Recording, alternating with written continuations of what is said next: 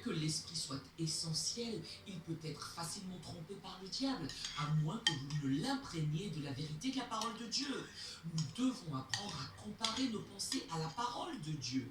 Et si ce que nous imaginons ne correspond pas à ce que Dieu y a exprimé, nous pourrons protester: je refuse d'envisager cela, ce n'est pas ma pensée, je ne vais donc pas me l'approprier. Plus vous méditez sur quelque chose, plus cela devient une partie de vous. Puisque de toute façon vous allez penser à quelque chose, autant cogiter sur quelque chose qui va vous faire du bien et produire de bons fruits dans votre vie. Qu'est-ce qui détermine ce que je pense? Est-ce la parole de Dieu ou est-ce quelque chose d'autre que je lis, que je regarde? Je pense au nombre de personnes qui s'assoient et qui ouvrent leur esprit à une émission de télévision, aux nouvelles ou à quoi que ce soit d'autre, sans se rendre compte qu'elles sont assises là, en train d'être programmées dans leur esprit à penser d'une certaine manière.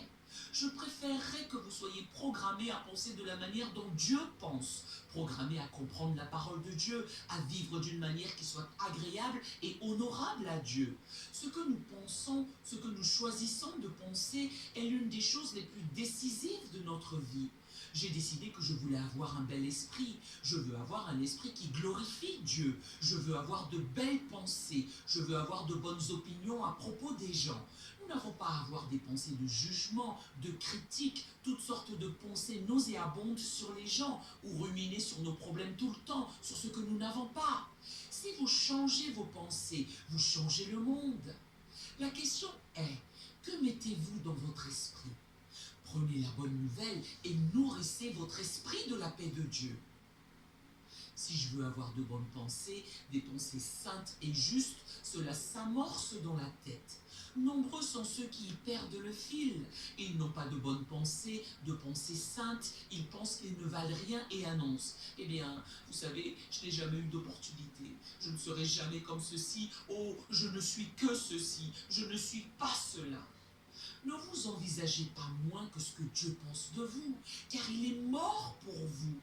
Qu'importe ce que quelqu'un d'autre débite sur vous, vous êtes un enfant de Dieu une fois que vous avez accepté Christ comme sauveur. C'est nous qui déterminons ce que nous allons devenir, puisque tout vient de notre façon de penser. C'est la raison pour laquelle des gens peuvent sortir de nulle part, avoir vécu dans les pires des situations ou circonstances. Vous présumez alors qu'ils ne réussiront en aucune circonstance dans leur vie. Malgré tout, ils excellent, brillent, triomphent au-delà même de leur imagination. Pourquoi? Ils se sont mis à penser correctement à propos d'eux-mêmes, à propos du Seigneur et de sa place dans leur vie. Dieu s'intéresse davantage à transformer votre esprit qu'à changer vos circonstances. Or, nous voulons que Dieu chamboule nos circonstances, nous voulons qu'il enlève tous les problèmes, toute la douleur, tout le chagrin, toute la souffrance, toute la maladie, toute la tristesse. Dieu répond: oui, oui, je sais que c'est important. Cependant, ce qui est fondamental est ce qui se passe en toi. Transformer ta pensée est ma préoccupation majeure. Cela passe en priorité sur modifier ta situation. En effet, rien ne se passe dans votre vie tant que vous n'avez pas renouvelé votre intelligence. Aucune transformation n'a lieu, aucun bouleversement n'a lieu dans votre esprit ou dans votre vie jusqu'à ce que vos pensées se renouvellent. Nous ne pouvons ni contrôler les autres, ni maîtriser nos circonstances. Nous allons y faire face d'une manière ou d'une autre. Seulement, je pense à la façon dont cela nous affecte, au fait qu'un nombre considérable de gens sont là où ils sont à cause de mauvaises pensées, et ils n'aiment pas où ils sont.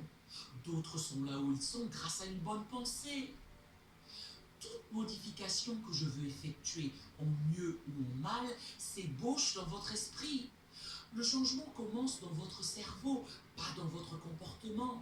Le changement commence dans votre cervelet, pas dans vos circonstances. Le changement commence en vous, pas en dehors de vous. Vous ne commencez pas par changer votre comportement, vous commencez par changer la façon dont vous pensez à ce que vous voulez changer. Tout commence dans votre esprit. Notre esprit est la tour de contrôle de notre vie. Tout ce qui y arrive commence là. Toutes nos décisions sont là. La vérité est que ce que nous sommes aujourd'hui est le résultat de ce que nous avons pensé pendant toutes ces années. La Bible révèle que l'homme est comme les pensées de son âme. Si vous n'aimez pas ce qui se passe autour de vous, vous devriez peut-être vous poser la question suivante: à quoi est-ce que je pense? Qu'est-ce que je pense de moi et des autres?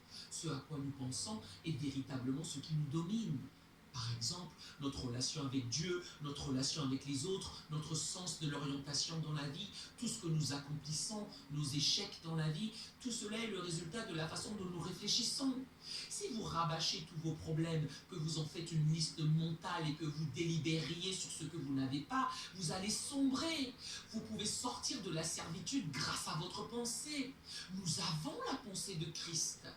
1 Corinthiens chapitre 2, 16 assure que nous avons la pensée de Christ, ce qui signifie que nous pouvons apprendre à penser comme Jésus pense.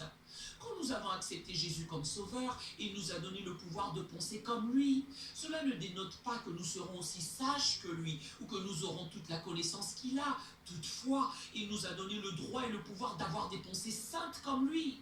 Nous avons ainsi le pouvoir de bien penser. Nous avons le don du Dieu Tout-Puissant et quelqu'un pour nous protéger ce faisant. Nous devrions avoir les pensées de Dieu. Que pense-t-il? Comment veut-il que nous pensions? Comment veut-il que nous vivions? En faisant cela, rappelez-vous ceci. Lorsque vous avez ces pensées, vous avez les pensées les plus puissantes qui soient.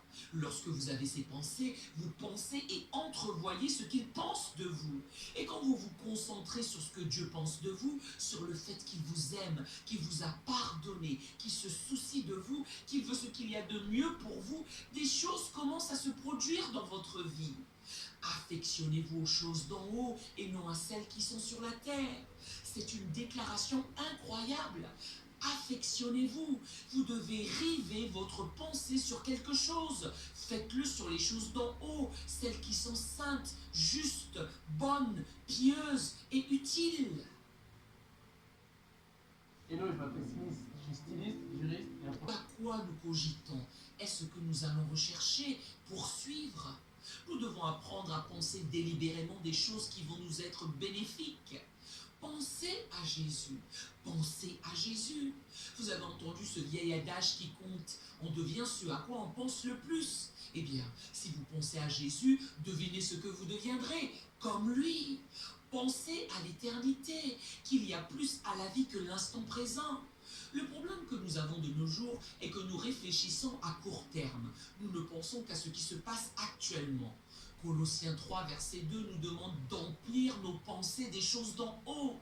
Ne pensez pas seulement aux choses qui sont ici-bas sur la terre. La version King James articule: affectionnez-vous aux choses d'en haut et non à celles qui sont sur la terre. Que les cieux remplissent vos pensées. 1 Corinthiens 2, 9 déclare: l'œil n'a point vu, l'oreille n'a point entendu, et ce n'est pas monté au cœur de l'homme les choses que Dieu a préparées pour ceux qu'il aime. Pensez à cela. Quand vous vous mettez à penser à cela, tous les problèmes, les petits problèmes insignifiants de votre vie vous sembleront si inférieurs comparés à la gloire, la joie, le plaisir, la jouissance des choses que nous devons attendre avec impatience dans l'éternité. Rappelez-vous ceci, vous décidez qui vous voulez être. Vous décidez de ce que vous voulez accomplir.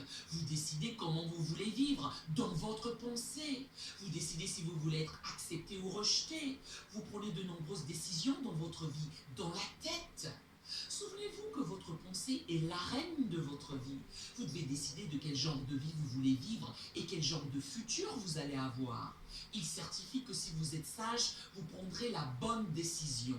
Ma prière est que vous preniez la bonne décision, une décision sage, et vous serez satisfait.